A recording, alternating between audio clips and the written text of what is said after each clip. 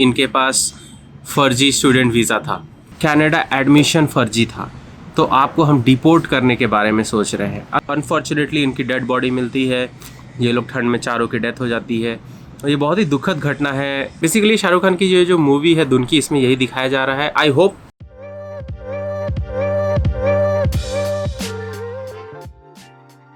700 Indian students अभी ऐसे हैं जिन्हें डिपोर्ट करने के बारे में कैनेडियन गवर्नमेंट सोच रही है। रीज़न क्या है? इनके पास फर्जी स्टूडेंट वीज़ा था।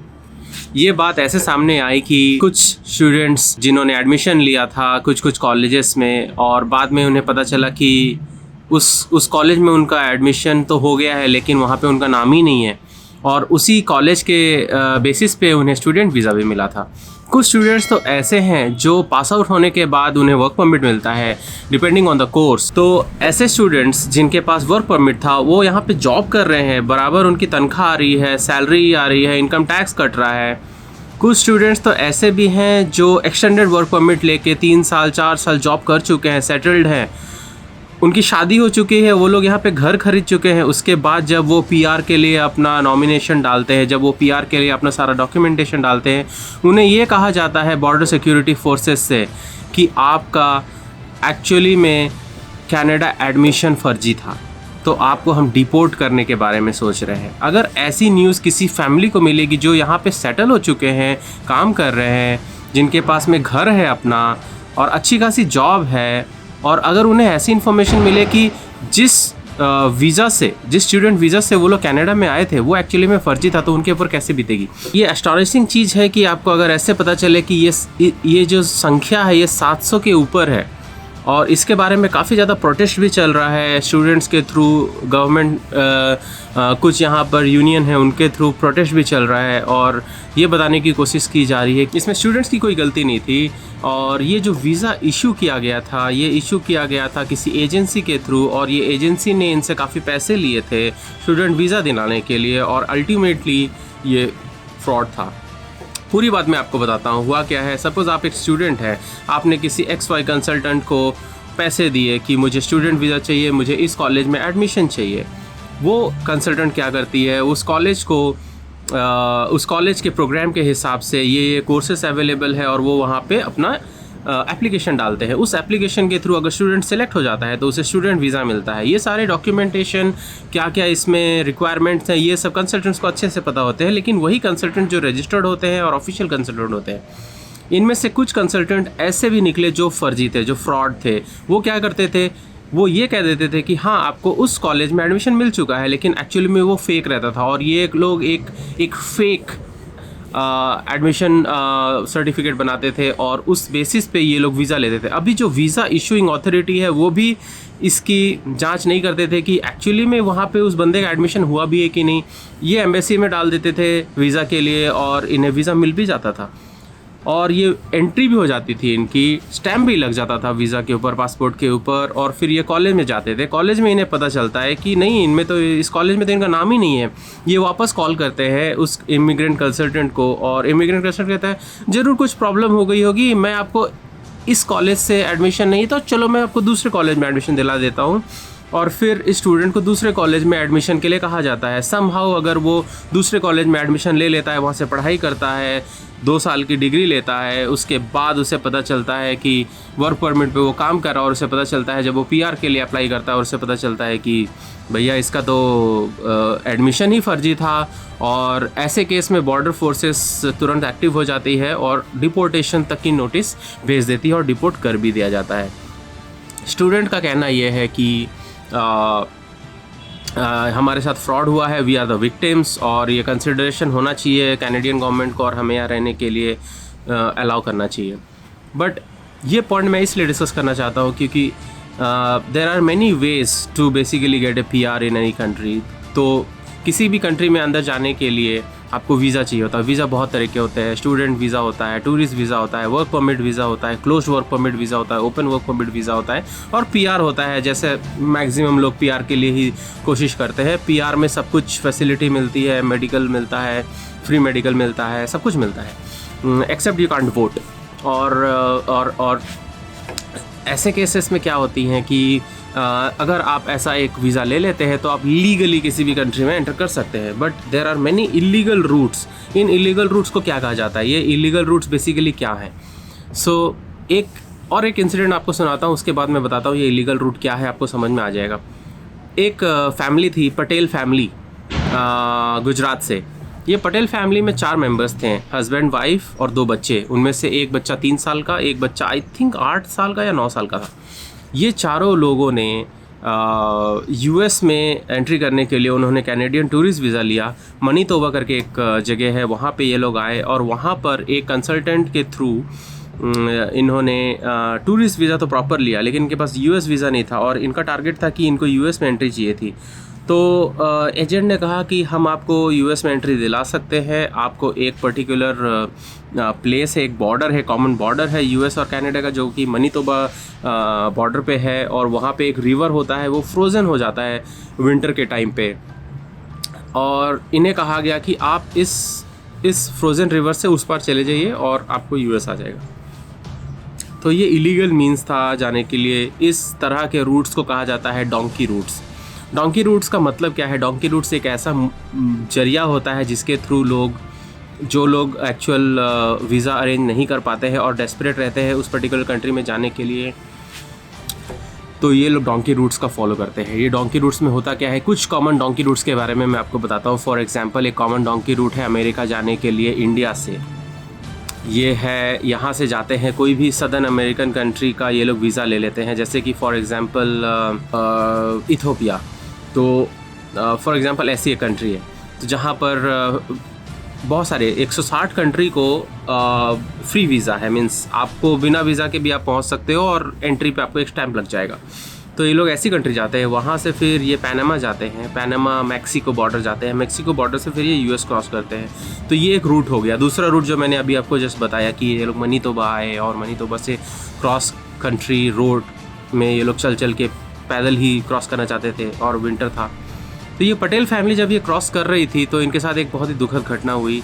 ये लोग प्रिपेयर्ड नहीं थे कि इतनी ज़्यादा ठंडी हो सकती है, इतना ज़्यादा चलना पड़ सकता है, और अल्टीमेटली इनके साथ और भी 3 लोग थे जिनको यूएस और कैनेडियन बॉर्डर जो पेट्रोलिंग होती है वो पकड़ लेती है, और जब उनसे पूछताछ किया जाता है तो ये पता चलता है कि 4 लोग और भी हैं और वो आगे गए हैं, और इन तीनों के पास एक बैग मिलता है जिसमें कुछ टॉयज़, खिलौने, डाइपर्स वगैरह भी मिलती हैं। तो इन्हें जब पूछताछ किया जाता है तो ये लोग बताता है कि हाँ, मेरे साथ एक फैमिली थी जिसके बच्चे भी हैं और वो लोग आगे गए हैं, अगर आप उस साइड जाओगे तो शायद वो दिख भी जाए। तो यूएस और कैनेडियन बॉर्डर एजेंसी ये पेट्रोलिंग चालू करती है और 3-4 घंटे की मुशक्क़त के बाद ये चारों मिल तो जाते हैं, बट अनफॉर्चुनेटली इनकी डेड बॉडी मिलती है। ये लोग ठंड में चारों की डेथ हो जाती है। और ये बहुत ही दुखद घटना है, ऐसा करना नहीं चाहिए, बट अब क्या कर सकते हैं। एक प्रेशर रहता है गांव से, बगल वालों से, फैमिली से, रिलेटिव से कि देखो फलाना फैमिली यूएस गई है, कनाडा गई है, अमेरिका गई है और वहाँ पर आराम से कमा रहे हैं, खा रहे हैं, और इनको भी वैसे ही फोर्स था, इनको भी ऐसा ही प्रेशर था और ये लोग यूएस जाने की कोशिश कर रहे थे, बट अनफॉर्चुनेटली इनका डेथ हो गया। तो ये इसको कहते हैं डोंकी रूट।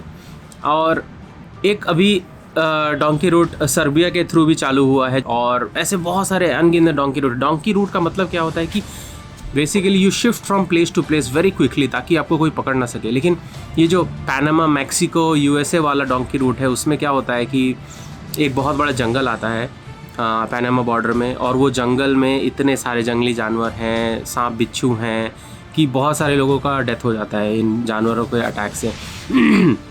साथ में एक ड्रग कार्टेल भी है मेक्सिको में, विच इज़ वेरी फेमस, और उनके जो डकैट्स हैं वो उस जंगल में रहते हैं और वो लोग भी इनको लूट लेते हैं और मार देते हैं।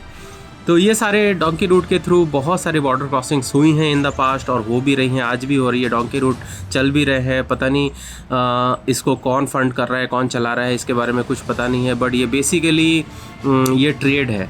जब इनको यूएस की बॉर्डर एजेंसी, जब ये मेक्सिको टू यूएस क्रॉस कर रहे होते हैं तो यूएस की बॉर्डर एजेंसी ऑब्वियसली इनको पकड़ लेती, क्योंकि ऐसा नहीं है कि जस्ट मेक्सिको बॉर्डर क्रॉस किया और यूएस आ गया। उसके बाद काफ़ी चलना पड़ता है, और बहुत लंबा चौड़ा रेगिस्तान वाला एरिया है, बहुत अननोन प्लेसेस है, वहाँ से जाना पड़ा। और इनको जब पेट्रोलिंग एजेंसी पकड़ लेती है तो इनको एक बेसिकली एक छोटा सा जेल होता है, और ये रेफ्यूजी जेल होता है, और इस जेल में इनको डाल दिया जाता है। यहाँ पर ये लोग प्लीड करते हैं कि हमें असाइलम चाहिए और हमें अपने कंट्री में ख़तरा है, रिलेटिव से ख़तरा है, या किसी आई डोंट नो किसी बैंडिट से ख़तरा है, या किसी पॉलिटिकल पार्टी से ख़तरा है। तो ये लोग क्लेम करते हैं असाइलम। असाइलम का मतलब है कि हमें टेम्परेरी निवास चाहिए उस कंट्री में। और अगर असाइलम ये बोलते हैं कि हमें असाइलम चाहिए, डैट मीन्स अगर इन्हें असाइलम मिल भी जाता है तो फिर ये अपने कंट्री वापस नहीं जा सकते।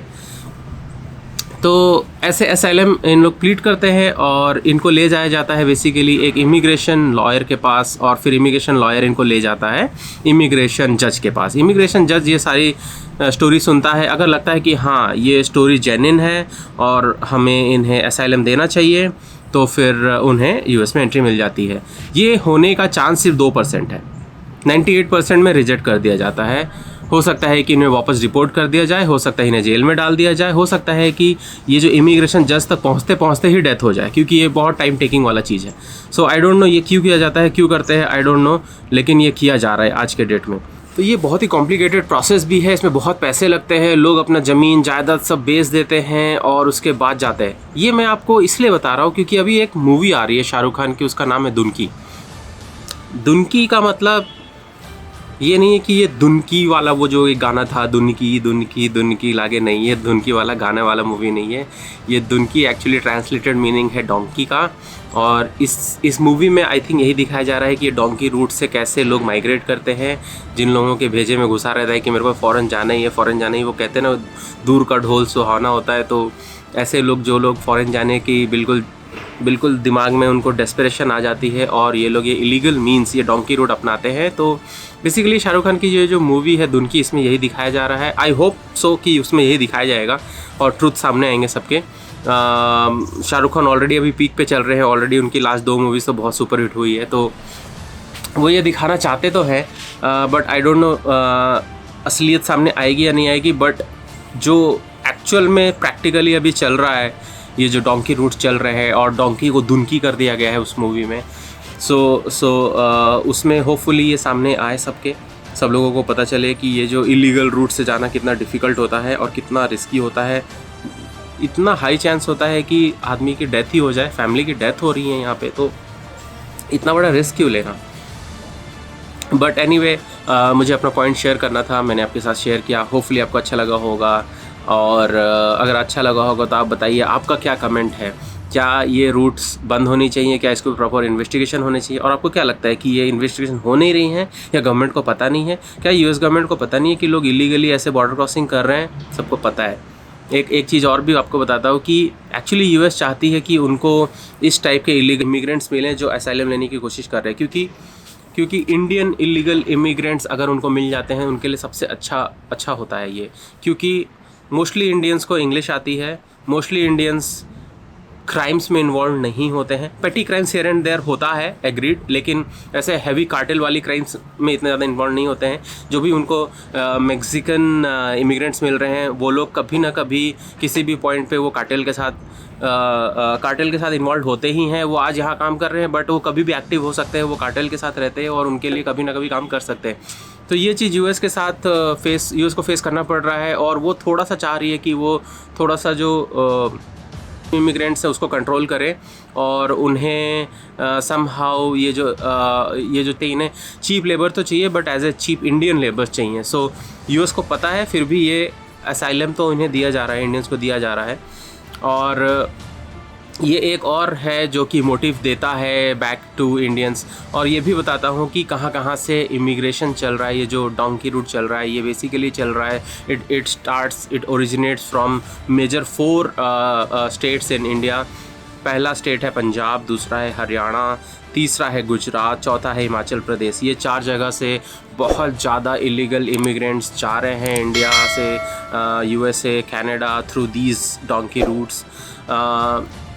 यूरोप में भी चल रहा है बहुत हद तक, जो इंग्लैंड में और लंदन में ये जो इलीगल इमिग्रेशन अभी चालू हुआ है, ये चल रहा है। कनाडा तो हमेशा से इमिग्रेंट्स को लेता आया है, इलीगल इमिग्रेंट्स को ऑब्वियसली नहीं लेते हैं। वो उनका एक सिस्टम होता है कि जैसे कोई भी कंट्री में कोई पीड़ित है, जैसे अफ़गानिस्तान में वॉर हुआ, इराक में वॉर हुआ, यूक्रेन में वॉर हुआ, तो वो वहाँ के लोगों को यहाँ थोड़ी देर के लिए वर्क परमिट पे ले आते हैं ताकि वहाँ से वो सेफ़ हो जाए और यहाँ आके कुछ जॉब मिल जाए, उन्हें शांति से रह सके, सेफ़ रह सके। और जो लोग विलिंग है यहाँ आने के लिए, उनको कनाडा अलाउ करती है आना। इस साल 30,000 अफ़गानीज़ को यहाँ पर कनाडा लेके आई है, तो उनको एक लाइवलीहुड देने के लिए, सेफ़ ऑब्वियसली उनको सेफ़ रखने के लिए।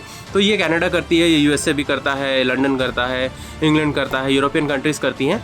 बट ये एक प्रॉपर वे है, ये एक चैनल है अगर किसी को दूसरी कंट्री में जाना है। बट अगर हम ये डोंकी रूट्स को देखें तो ये तो बहुत ही डेंजरस है। Anyway, more on this topic. अगर आपको लगा कि आपको वीडियो अच्छा लगा और आप इस वीडियो पे और भी कुछ जानना चाहते हैं तो आप ज़रूर कमेंट करें, मुझे बताएं आपका क्या थिंकिंग है, क्या ऐसा रूट्स बंद होना चाहिए, नहीं बंद होना चाहिए। Please do comment up. This is Gautam signing off. See you in the next video. Bye.